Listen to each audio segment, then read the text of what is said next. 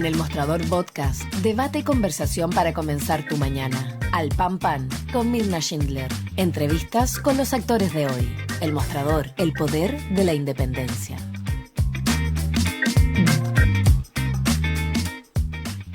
¿Qué tal? ¿Cómo están ustedes? Muy buenos días. Iniciamos un nuevo capítulo de Al Pan Pan aquí por elmostrador.cl cuando ya casi está terminando este mes de enero. Vamos a estar hablando de lo que ha ocurrido con el proyecto de Sala Cuna Universal, que finalmente no va a poder ser despachado en este periodo legislativo, lo que implica que si se retoma, cualquier resolución sobre un tema tan relevante va a quedar para el próximo gobierno. La actual oposición dice que hay problemas de financiamiento, el actual oficialismo señala que aquí hubo dilaciones, ¿no? Y el propio presidente Gabriel Boric ha sindicado directamente a la UDI como quien obstaculizó que se despachara este proyecto. Vamos a estar hablando de esto y también vamos a estar hablando de este Foro Económico Internacional de América Latina y el Caribe que tiene lugar en Panamá. Vamos a estar en contacto con nuestro periodista y economista Iván Weissman para ver todos los alcances que este encuentro tiene, donde está el presidente electo José Antonio Kast, su ministro, futuro ministro de Hacienda, y ojo, también respecto, esto lo agrego yo, de la gira del presidente electo por Centroamérica con destino a El Salvador. Pero ya se anunció que viajaría a Italia, a Bélgica y a Hungría. Así que vamos a estar analizando también aquello. Empezamos entonces, ¿no?, por temas de acá, de nuestro país, y quiero presentarles a esta hora al diputado independiente por el PPD, por la región de Antofagasta, Jaime Araya. Diputado, ¿cómo le va? Muchas gracias por estar con nosotros esta mañana. Muy buenos días, Mirna. Muchas gracias por este contacto.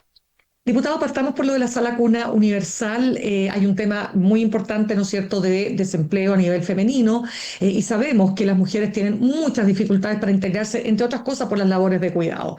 ¿Qué pasó? ¿Cómo ve usted el argumento que ha esgrimido la oposición o las oposiciones de que este es un proyecto que no tenía sustentabilidad financiera?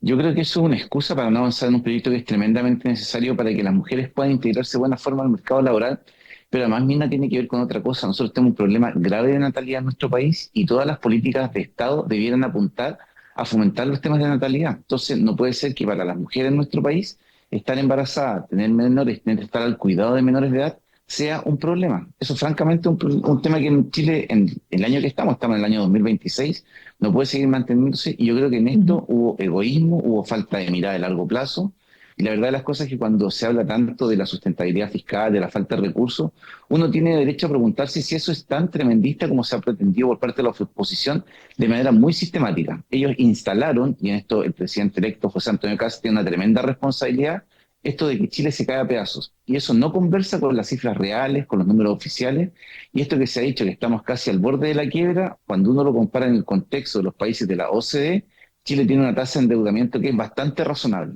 Por lo tanto, aquí nadie puede pretender estar acumulando riquezas o estando evitando una deuda que siga siendo razonable en los niveles que se ha manejado, y esa, la consecuencia lógica sea que hoy día no haya Sala Cuna Universal, que debiera ser un tema de consenso de Estado. Yo en esto diría que los recursos están disponibles, hay líneas de financiamiento, yo no creo que aquí alguien esté haciendo ofrecimientos irresponsables. Este es un proyecto de una larguísima tramitación, y uno lo que ve es reiteradamente excusa tras excusa. Y yo espero que la futura oposición no tenga el egoísmo que ha tenido la actual, que con tal de acceder al poder han inventado una serie de condicionantes que no tienen correlato en la vida real. Cuando uno ve los números de nuestro país, la verdad las cosas que han ido mejorando los distintos temas, y en esto yo creo que la oposición fue francamente egoísta, y ojalá entiendan, ahora que van a ser gobierno, que esto es una necesidad para la crianza de los menores de edad, pero además tiene que ser una de las políticas de Estado para fomentar la natalidad. El gran problema de Chile, y ya se está viendo, es la falta de nacimientos de personas en nuestro país. Yo creo que ahí hay un tema bien grueso, donde la oposición, en el tráfago de la disputa política, se perdió absolutamente. Ya, o sea, lo que usted está diciendo, diputado, en el fondo que no quisieron que sea esta administración la que iba a cosechar los laureles de este proyecto de ley. ¿Eso es lo que usted dice? Yo diría que hay mucho de eso en esta materia, lamentablemente. Porque además, Ya, vuelvo porque a lo insistir, mismo. cuando se dice por parte de la oposición de que estamos casi al borde de la quiebra, eso uno lo puede revisar, vea las tasas de endeudamiento de los países de la OCDE. Nosotros tenemos tasas de endeudamiento muy razonables. O sea, Claro, tenemos pero espacio para adquirir deuda, para financiar este tipo de políticas públicas que además en el corto plazo pueden tener tremendos réditos desde el punto de vista del desarrollo económico y lo que yo diría que es la inserción plena de la mujer en el mercado del trabajo, que hoy día es una condición de la sociedad chilena. Chile ha cambiado profundamente y quizás hay sectores de nuestra sociedad que todavía no logran ver la profundidad de los cambios que ha tenido Chile en su configuración. claro, porque lo mismo se le critica cuando el oficialismo actual era oposición y cuando fue el presidente Piñera el que presenta como primer punto este proyecto, o sea, el primero en presentar, ¿no es cierto?, esta Pero sí iniciativa. hay mucho de eso en esto. O sea, además yo lo que he ¿Sí? dicho, o sea, quienes eran parlamentarios de la oposición cuando fue el presidente En ese Piñera tiempo. tienen todavía una deuda con lo que hicieron. O sea, francamente no se condice lo que pintaron de lo que era el gobierno de Sebastián Piñera con lo que efectivamente fue. Y hay iniciativas que claramente se hizo un pequeño maquillaje y eran exactamente las mismas iniciativas que se tramitaron ahí, que no se aprobaron porque eran de Sebastián Piñera y hoy día el pago que está haciendo un sector de la derecha no se aprueban porque está Boric. Yo espero que nadie cometa el error de negarle avances sociales importantes, fundamentales a nuestro país, porque está José Antonio Kast en el gobierno. No hay que perderse. La oposición no tiene la tarea de obstruir los avances del país. Lo que tiene que hacer es fiscalizar, oponerse a aquellas cosas que puedan ser retroceso, aquellas cosas que compliquen en la vida y el día a día de los chilenos y chilenas, pero aquí nadie puede pensar que si al gobierno le va mal, a la oposición le va bien. Eso es un error profundo porque al final del día, Mirna, yo estoy convencido que cuando la política no resuelve los problemas de la gente, la política se vuelve inútil y se generan estas enormes brechas de descontento social que han sido muy complejas en el pasado. Ya, o sea, para cerrar, entonces, ¿en qué situación queda este proyecto?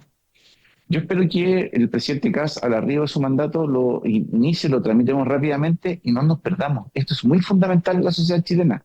Es darle a la mujer garantías para la integración al mercado laboral, pero además es generar condiciones para aumentar la tasa de natalidad en nuestro país, que es el gran problema de fondo y ya tiene impactos muy, muy potentes, por ejemplo, si uno piensa en el tema previsional. Al ritmo que están decreciendo los nacimientos en Chile, nosotros vamos a tener problemas para financiar las pensiones en el futuro. Por lo tanto, todas las medidas que signifiquen promover la natalidad, como es garantizar la sala cuna universal, es un acierto y debería ser una política pública y debería ser el centro de las preocupaciones de quiénes van a ser gobierno, de quiénes van a ser oposición, porque finalmente es una necesidad de las mujeres de nuestro país. Ya que lo menciona, diputado, Perdón, Mirna, y en esto yo quiero decir una cosa que es una cosa muy potente que se está recién dígame. instalando. El Sistema Nacional de Cuidados lo que busca precisamente es acompañar a quienes prestan cuidados en nuestro país, que es gente que la pasa muy mal porque tiene poco apoyo del Estado, tiene poca red, tiene pocas posibilidades de insertarse en el mercado laboral para autosustentar su economía familiar.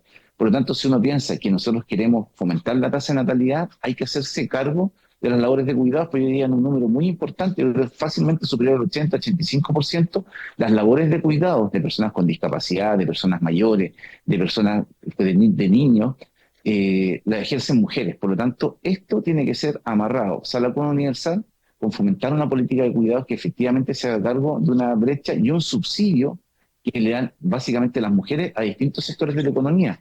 Muchas veces los jefes de hogar pueden ir a trabajar tranquilos porque la mujer se queda en la casa al cuidado de los hijos, se queda en la casa al cuidado de personas discapacitadas, de personas mayores, y eso es una suerte de subsidio que tiene el hombre, que tiene la empresa, y que la mujer, de alguna forma, la sociedad chilena se la tiene que devolver. Claro, mire, hay un informe muy interesante a propósito de lo que usted señala, diputado, de justamente los organismos encargados de ver cuáles son las proyecciones, entre ellos, ¿no es cierto?, todo lo que tiene que ver con la proyección de la población para Chile en las próximas décadas, y se señala que Chile supera los 20 millones de habitantes, sí, pero la natalidad cae a su menor nivel, lo que implica, tal como usted señala, que va a haber serios problemas para, entre otros puntos, financiar las pensiones, ¿no? Acá hay un tema crucial. ¿Usted diría que va a haber entonces esa generosidad o esa altura de parte de la futura oposición para poder aprobar proyectos que vayan justamente a generar mayor natalidad en nuestro país? Yo creo que sí. De hecho, hoy día estaba leyendo unas declaraciones que dio el diputado del Frente Amplio, Jorge Brito, donde le hace una autocrítica bien sincera de errores que se cometieron al ser oposición. Y hoy día él lo declara como una voluntad expresa de un sector del Frente Amplio al menos, de que no van a ser una oposición obstruccionista y que no se van a perder en apoyar aquellas cosas que sean buenas para el país, que tiene que ser la definición clara de quién es una oposición. Si aquí el error que ha cometido la derecha es haberse comportado como fue el Partido Comunista y el Frente Amplio con Sebastián Piñera. Entonces, si lo que viene ahora es devolverle a casa lo que ha hecho la actual oposición, vamos a entrar en un loop de impedir que las políticas públicas se puedan concretar. Y lo peor de todo eso es que eso impacta negativamente en el día a día de las familias. Yo creo que la responsabilidad de quienes estamos en política, sobre todo quienes estamos en el Parlamento haciendo leyes, es pensar antes que cualquier cosa, antes del rédito político, en el bienestar de las familias de nuestro país. Yo soy diputado de la región de Antofagasta y uno ve la necesidad de la sala cuna porque además tenemos problemas de cobertura. Si nosotros hoy día tuviéramos este derecho, no existe el número de salas cunas necesarias y por lo tanto el armar este sistema, y vuelvo a insistir que lo importante es la mirada de conjunto, que es un sistema de cuidados que tiene que partir de la temprana infancia, necesariamente requiere un esfuerzo país muy grande. Claro, lo que quería agregarle a propósito de este tema, diputado, ya vamos a ir con las izquierdas, pero según estas proyecciones para el futuro, ¿verdad? Lo que se espera es que se estima que en 2070 la mitad de los chilenos y chilenas tendrá más de 60 años, mientras que los menores de 15 años serán apenas el 7%. Y lo otro es que la tasa de fecundidad baja a 0,97 por mujer, muy por debajo de la tasa de reemplazo que se necesita justamente, entre otros aspectos, para financiar las pensiones. Ya se está señalando, lo dijo el economista David Bravo, que esto va a obligar a pensar seriamente en aumentar la edad de jubilación. Un tema complejo porque no es popular. ¿Cómo lo ve? Yo diría que hay muchas medidas que podemos tomar antes de empezar a hablar de aumentar la edad de jubilación. Yo creo que hay medidas como, por ejemplo, esto de garantizar y promover políticas públicas de natalidad. Nosotros tenemos que pensar que hay países que tenían esta tendencia y la lograron corregir. Y además esto va a abrir debates que son, la verdad, las cosas bastante incómodos, porque la natalidad en Chile no puede depender de los extranjeros. La fuerza laboral chilena no puede depender del arribo de más o menos extranjeros. Nosotros tenemos que tener políticas públicas que fomenten la natalidad, que fomenten las políticas de cuidado, de apoyo a las labores de la mujer. Y la verdad las cosas es que además, si uno lo mira en perspectiva, hay un factor del que se está hablando poco, que tiene que ver con la extinción del trabajo humano en nuestro país. Como yo le digo, yo soy diputado de la región de Antofagasta, una región minera, que era intensiva en mano de obra. Y hoy día uno ve que antes donde habían 100 trabajadores, hay un robot trabajando, que hoy día, por ejemplo, los camiones son teleoperados desde Santiago, lo que me parece que es francamente una atrocidad, y peor aún cuando uno sabe que esos camiones son operados desde el extranjero.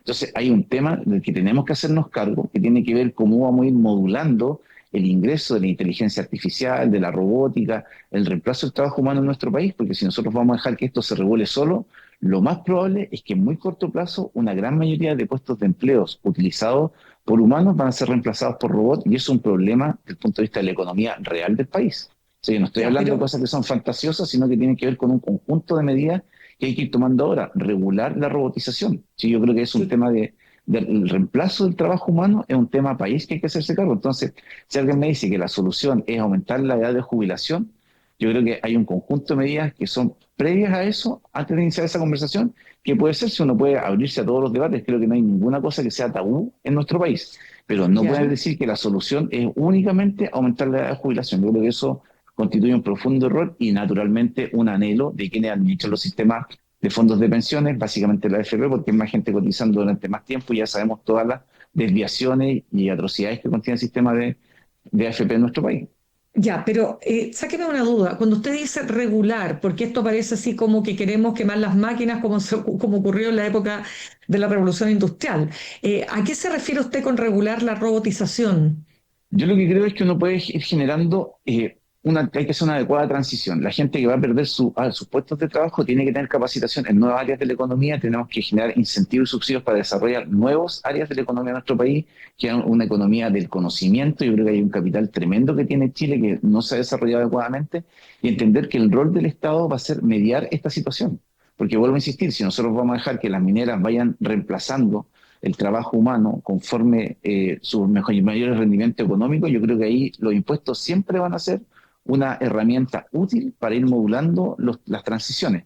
Yo no estoy diciendo impedirlo, pero sí uno tiene que decir, ¿sabes que esto tenemos que programarlo y tenemos que hablarlo? Y uno puede poner ejemplos, como le digo hoy día, camiones que son teleoperados, incluso desde el extranjero. La mayoría de las plantas tienen un pic de contratación importante de gente, pero una vez que están en régimen, las plantas fotovoltaicas, las plantas eólicas, las propias Ujú, faenas mineras, tienen una ujú. tasa de automatización muy alta y eso lo que genera es un problema importante y lo está generando en la dinámica regional. Nosotros somos la región que más le aporta al país y la que menos recibe.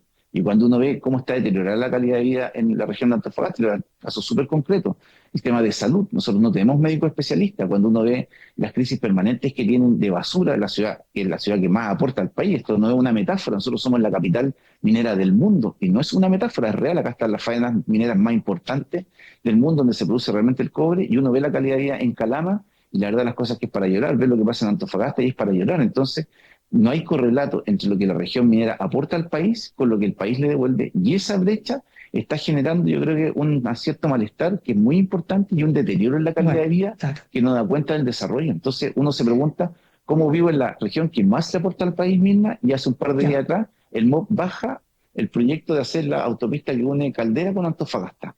O sea, ni siquiera tenemos una conectividad como la gente, y todos los días las noticias son accidentes donde muere una persona, dos personas, tres personas. Entonces, bueno, son brechas de Estado, abandono del Estado, Claro. promesa incumplida, el oncológico de Calama, que es una necesidad muy sentida, la Universidad de Calama. O sea, no Mm. avanzan los proyectos, no se desarrollan, y lo que uno tiene siempre son excusas y explicaciones. Promesas que, Mm. no le estoy hablando de esto, una iniciativa que sabe que tiene 3 4 años, son la Claro. autopista Caldera Antofagasta de tener fácil unos 15 20 años. Y piense usted que no resulta Claro. lo que pasa con el hospital de Antofagasta. Es así que la concesionaria no tiene un sistema de climatización, y la verdad las cosas es que la gente se está friendo, los funcionarios, la gente los que está enferma, los familiares. Entonces no guarda relación lo que produce la región minera con la calidad de vida de los habitantes. Entonces eso es una buena foto de lo que pasa en Chile, un país que es tremendamente rico, pero que no es capaz de garantizarle derechos sociales, que no es capaz de garantizar atención como la gente, un Estado que tiene una presencia fuerte para fiscalizar y hacer que las relaciones sean un poco más horizontales entre los ciudadanos, los usuarios, las grandes empresas, el grupo económico y el propio Estado. Claro. Diputado, déjeme despejar un punto ahí a propósito que menciona la región ante Antofagasta, ¿no? Porque usted como representante justamente de la región ha sido muy crítico con el nombramiento del viceministro de Economía y Minería, Daniel Mas. ¿Por qué? Por dos razones. La primera es que cuando uno piensa que viene un super ciclo del cobre, piensa que hoy día el cobre está creo que más de $5 la libra, o sea, un precio, antes se habla de la barrera psicológica, usted se acuerda de los $3, ¿no? Ujú, Que ujú. nunca el cobre por un tema psicológico el mercado iba a aumentar de $3, 5 6. Hay gente que proyecta que podría llegar a $8 o $9. Uno requiere primero un ministro que esté absolutamente enfocado en el desarrollo de la industria minera, y además, yo lo quiero decir con mucho respeto, él es un gran economista, pero no puede ser que un ingeniero agrónomo esté a cargo de la minería. Yo creo que eso no es de sentido común. Y por lo tanto, además, estamos pagando el costo de la improvisación, porque aquí la verdad las cosas es que se le ofreció el cargo a una persona, la minera, donde esa persona desempeñaba sus labores, que era un abogado muy prestigioso de larga trayectoria. Se cae ese nombramiento, y para parchar ese error, lo que se hace es designar al ministro de Economía, que efectivamente tiene grandes credenciales como economista, pero la minería necesitaba un gesto importante, y nosotros, parlamentarios de distintas zonas mineras, de distintas regiones, Ujú. planteamos al presidente que pueda reconsiderar esta medida, y yo tengo la esperanza que a poco andar se va a tomar la decisión de volver a nombrar un ministro de Minería por lo que viene. O sea, el desarrollo de Chile, la economía de nuestro país se va a sustentar en los recursos mineros. Eso yo no tengo ninguna duda. Tanto lo que el cobre, el litio, se ha lanzado en estos días una estrategia para los minerales críticos, las tierras raras, como se llama, porque Ujú. todo el mundo sabe que la minería, sobre todo en este contexto de descarbonización, juega un rol muy importante. El crecimiento de distintos países hace que la demanda de cobre suba. Por lo tanto, en algunas partes yo he escuchado que la libra de cobre podría andar en los 7 8 o sin tope. Si eso llega a ocurrir, nosotros necesitamos tener un Ministerio de Minería que sea tremendamente eficiente en coordinar el desarrollo de esa industria, porque son condiciones excepcionales en las que Chile tiene que estar muy, muy a caballo de lo que está pasando en el mundo, y tener muy claro cuáles son los ajustes que hay que hacer para obtener los mayores rendimientos, y además para que eso se transforme en una política de bienestar para la gente que vive en regiones mineras, pero también para el conjunto de los ciudadanos de nuestro país. Perfecto. Diputado, pasemos al tema de lo que ha ocurrido con estas tensiones, ¿no? Entre el socialismo democrático, el PC, el Frente Amplio. Usted acaba de decir, ¿no es cierto?, que espera que o sea, que la derecha más bien actual o las derechas se comportaron como se comportó el Frente Amplio y el Partido Comunista bajo el gobierno, el último gobierno del presidente Sebastián Piñera. ¿Usted tiene una valoración crítica respecto de esa posición, de esa defensa irrestricta de los valores democráticos sobre estos dos sectores? Mire, yo diría que es muy fácil ser general después de la batalla. A mí no me tocó estar en el Parlamento, en el contexto, no sabe los detalles de lo que se vivió durante el periodo de Sebastián Piñera. Yo lo que sí puedo dar fe es que muchas veces percibí durante este gobierno un ánimo revanchista de la oposición en contra de la dura oposición que había sido el Frente Amplio y el Partido Comunista contra el expresidente Sebastián Piñera. Entonces, si la política en Chile se va a tratar de que la oposición de Piñera era brutal, que la de Boric era brutal, y ahora la de Kast, en venganza por lo que se ha hecho con Boric, va a ser brutal, yo creo que eso es un error profundo. Yo lo que espero es que aquí nadie actúe con ese tipo de sentimiento, no hay que perderse.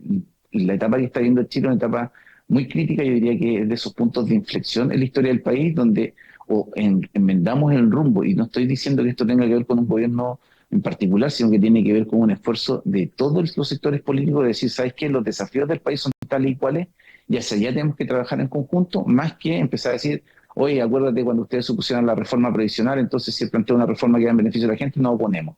Que ellos se pusieron contra el sueldo mínimo, contra cualquier avance social, pensando que si esos avances sociales no se aprobaban, perdía el gobierno y ellos ganaban. Eso yo creo que es una cosa que hasta uno podría calificar de crueldad, porque no puede ser que yo, por hacerle daño a mi opositor, a mi adversario político, yo creo que muchas veces se traspasó ese límite a entender que somos adversarios políticos y no enemigos, que es el trato que muchas veces yo percibí de la actual oposición hacia el gobierno del presidente Boric. Si cuando uno ve el lenguaje que se utilizaba contra el presidente, contra algunos ministros, de los que yo tengo una distancia enorme, además quiero decirlo con mucha franqueza, pero a mí no se me ocurriría tratarlos de ladrones, sinvergüenzas, violadores, todas las atrocidades que se dijeron sistemáticamente. Entonces, tiene que hacerse el presidente Kast una autocrítica severa y decir que él fue de los primeros que instaló esta forma de hacer política que tenía que ver con demonizar al adversario político, con ridiculizarlo, con humillarlo públicamente. O sea, yo conozco parlamentarios que van a llegar al Congreso que tratan al presidente mentiroso patológico. Yo espero que el presidente Kast parta por decir que eso fue un error, que eso no se va a volver a hacer. Porque es muy fácil hoy día que él va a ser presidente decir, ¿saben qué? La política no puede ser una trinchera. Y así como aquí no ha pasado nada, y borrón ni cuenta nueva, y la política está hecha por personas. Si alguien cree que las personas que están en política no les corre sangre por las venas, tiene un profundo error. Entonces yo en esto espero que haya generosidad de la futura oposición, de no actuar con un ánimo revanchista, pero si así lo fuese, la verdad de las cosas es que esto no es espontáneo. Esto tiene que ver con el lenguaje que instaló el Partido Republicano. O sea, nosotros vimos las atrocidades que se decían, y yo he visto el nivel de crueldad, las burlas hacia gente del Partido Comunista que tiene familiares que fueron víctimas de violaciones de derechos humanos. A él les parecía muy gracioso, muy divertido. Entonces, creo que ese tipo de burlas, ese tipo de lenguaje que instaló José Antonio Kast, que instaló el Partido Republicano, que muchas veces logró contagiar a un sector importante de Chile Vamos, quiero decirlo con mucha claridad, es parte de uno de los temas que se tienen que recuperar y restaurar, y en eso yo esperaría que el presidente Kast parta él por hacer la autocrítica y él empezar a decirle a sus parlamentarios que las cosas tienen que cambiar en términos de relaciones humanas. Creo que muchas veces se pasa a llevar a las personas en la política y se confunden y creen que al frente hay un autómata, un robot que le puedes decir de todo y no pasa nada. Yo creo que eso no es real. Usted tiene, por supuesto.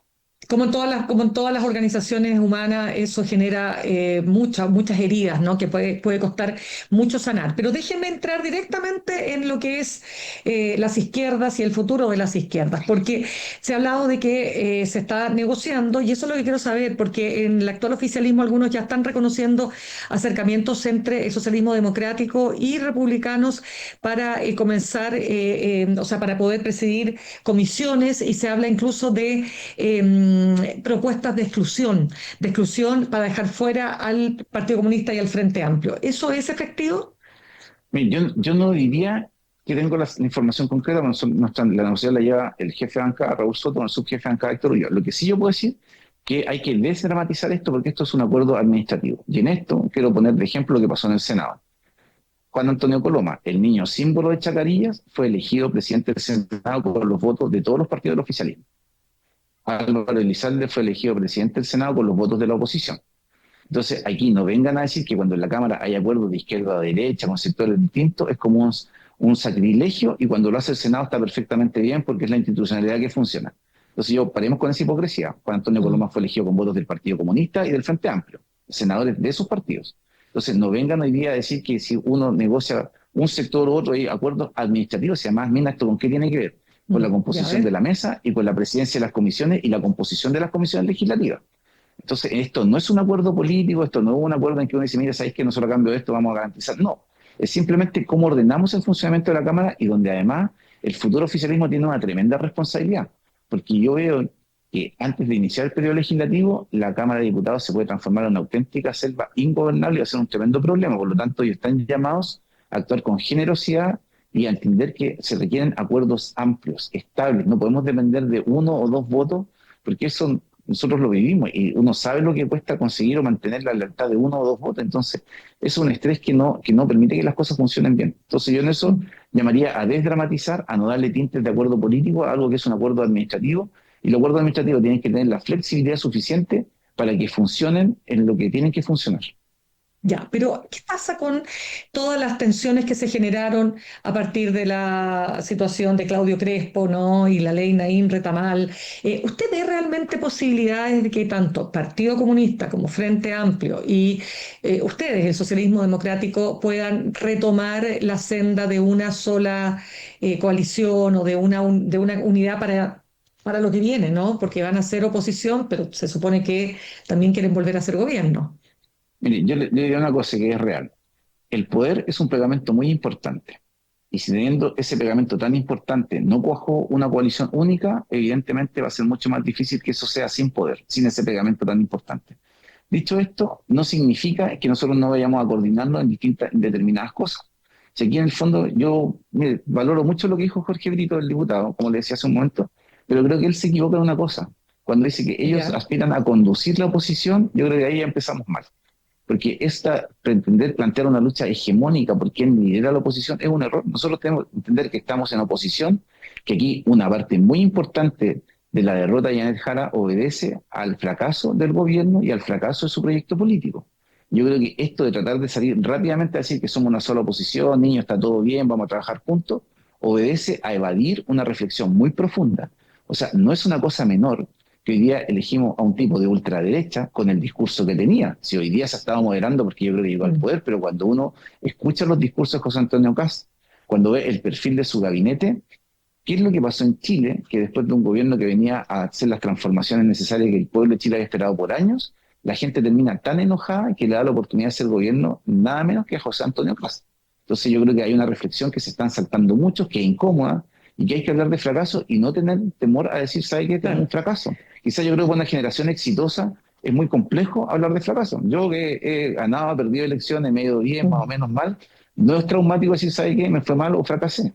Quizás ellos sienten el peso de no haber enfrentado nunca una derrota y eso lo quieren evadir. Pero aquí, si nosotros no hacemos una reflexión profunda y seguimos ordenándonos como que aquí hay una sola izquierda, son tres izquierdas, ¿y por qué vamos a seguir siempre en el clivaje izquierda-derecha? Mm. Yo o sea, he leído con cierta decepción algunas personas que dicen la izquierda no tiene proyecto. Yo creo que uno de los grandes problemas es que quienes fueron líderes y líderes muy prestigiosos y hicieron una gran contribución al país, se quedaron pensando que eran los únicos que podían plantear ideas para el país, ideas de progreso, ideas que hagan que el Chile esté mejor, y no miran ni escuchan a quienes tienen otros liderazgos, liderazgo incipientes, o gente que ni siquiera tiene un liderazgo formal, sino que es capaz de pensar, hacer propuestas e ideas. Entonces yo creo que en eso el análisis se queda corto, y si nosotros queremos salir muy rápido de la derrota, lo que vamos a hacer es profundizarla, porque yo quiero decirlo con mucha franqueza, la Ujú. derrota no es solo electoral, esto es una derrota cultural, Mirna, y eso es lo grave. Y cuando uno tiene una derrota de este calado, todos los temas que son para mí pirotecnia y fuego artificial de tapar un fracaso brutal, creo que es un error profundo. El problema que tuvo la centroizquierda, yo creo que derrota tras derrota nunca fue capaz de detenerse un minuto y hacer el análisis y la autocrítica profunda. Y lo que se trató fue salir rápidamente con la promesa que ya viene otro evento Claro. electoral, aquí la gente se va a olvidar. Y lo que, mira dónde llegamos, José Antonio Kast, o sea, un tipo que se declara amigo de Miguel Krasnov. O sea, no estamos hablando de cualquier persona que se siente orgulloso de ser amigo de Krasnov, de Pinochet, de violadores de derechos humanos, que iba casi en procesión a Punta Peuco. Esa persona hoy día va a liderar el país. Mm. Entonces, yo creo que el fracaso es, y le digo, la derrota es cultural, y nosotros tenemos que hacer un esfuerzo muy grande en un contexto donde hay una ola neoconservadora de ultraderecha que es muy fuerte y que realmente yo creo que Ya, amenaza ciertos claro. consensos sociales. Y yo en eso espero, como le digo, que el presidente Kast entienda que es presidente de todos los chilenos y no de una pequeña minoría identitaria, y espero que no cometa el error del Frente Amplio de intentar instalar una agenda identitaria que le responda a personas que son extremadamente conservadoras, que les parece gracioso burlarse de la gente discapacitada, que se ríen de la diversidad sexual, que se ríen de los extranjeros, que discriminan, que además creen que están por sobre el resto de los chilenos y chilenas porque tienen un mayor poder económico. O sea, creo que hay muchos temas abiertos, heridas en la sociedad chilena, y que no tiene que equivocarse el presidente Kast. Yo creo que él ganó más bien porque había mucha gente enojada con el presidente Boric, más que por méritos propios, y que esto se transforma además en una ola de malestar. Y le quiero decir una cosa que me ha llamado muchísimo la atención. Yo creo que el malestar acumulado en la sociedad chilena no se ha ido. Y prueba de ello es que José Antonio Kast, de una semana a otra, sin haber asumido la presidencia de la República, en la encuesta académica del fin de semana baja 6 puntos. Y no es menor que este gabinete sea el que menos apoyo concita desde que se mide el apoyo a los gabinetes iniciales. O sea, el malestar sigue latente y yo digo que el mejor analista político es Fabricio Copano, que dijo que uno elegía presidente de la República para puro molestarlo. Y pareciera que eso tiene un fondo de verdad muy importante. Entonces, lidiar con ese malestar instalado es un tremendo desafío, así que yo los llamaría a que no se mareen con el triunfo que obtuvieron, porque la verdad las cosas que, más que ganar la elección, fue el progresismo y la centroizquierda que él la perdió por este desacople entre las expectativas que se generó con la sociedad chilena, con lo que efectivamente se pudo concretar, y que son cosas que la gente además quiere. Si hoy día la gente quiere cosas más concretas, y por eso cuando uno mira quiénes son los mejor evaluados son los alcaldes, porque la gente busca cosas concretas. Y eso yo creo que es un desafío para todas las autoridades. Ya pues, diputado independiente por el PPD de la región de Antofagasta, Jaime Araya, muchísimas gracias por haber estado con nosotros esta mañana. Muchas gracias, Mirna, por este contacto. Que tenga un Que buen esté día. muy bien. Gracias. Bien, nosotros nos vamos a ir al corte y al regreso les decía que vamos a estar hablando con el editor de Economía, el periodista Iván Weissman. Vamos a estar desde Panamá por este Foro Económico Internacional de América Latina y el Caribe, donde se encuentra además el presidente electo José Antonio Kast y el futuro ministro de Hacienda Jorge Quirós. Desde Panamá entonces en instantes con Iván Weissman. Ya volvemos. En instantes, una nueva entrevista en Al Pan Pan con Mirna Schindler por El Mostrador Podcast, el poder de la transparencia.